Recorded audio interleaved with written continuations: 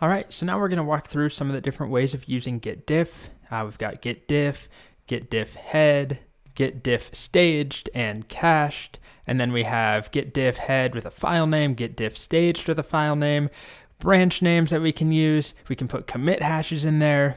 So there's a lot that we can cover. It all follows a very similar pattern though, so it's not super difficult. But I'm going to begin by making a very basic repo that we can follow along with instead of this crazier one, right, with all these changes and tons of files. I'm going to do just a trivial example. It all works the same way.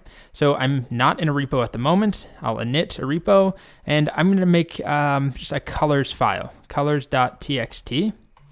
And why don't I add a commit right now? Git add colors.txt, git commit. We'll just do initial commit.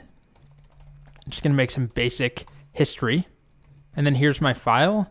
So I'll add red into that file, and then I'll do a commit am, which just means add everything, and then m for message. So I don't have to add and commit. I'm going to just do this very quickly. I'll probably fast forward. So this one will be add orange. I'm just going to build up the rainbow one commit at a time. Maybe I'll do yellow and green together. So this, let me clear, will be add yellow and green, and then blue and purple.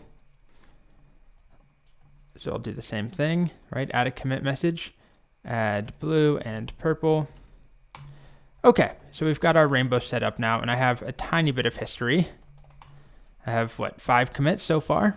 Okay, that's enough for us to start using git diff. So the first version I showed you, the only version, is just git diff with nothing else.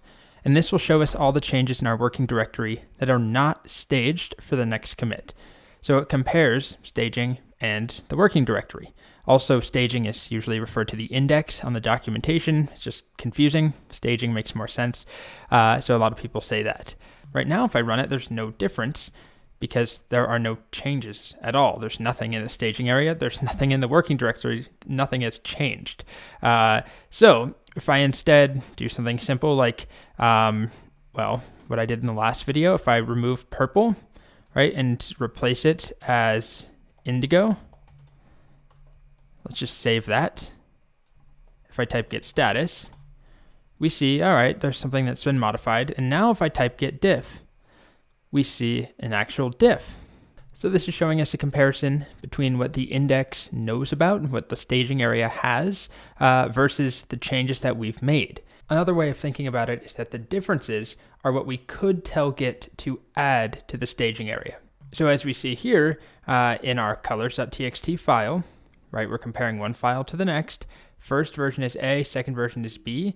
So A is what the staging area knows about, versus B is the changes we have in our working directory. So A gets the minus sign, right? B gets the plus sign. So in the version of our files that the staging area last knew about, purple was still there, right? That's what that minus sign means. Versus with the version of the file that is actually in our working directory, we see that indigo has been added. So that's what the plus indicates. It doesn't always mean something is new. It just means that it came from file B, and in our case, file B are the new changes. So that's all I'll show you in this video. Just to make this point one more time, git diff on its own will list the changes in our working directory that are not staged.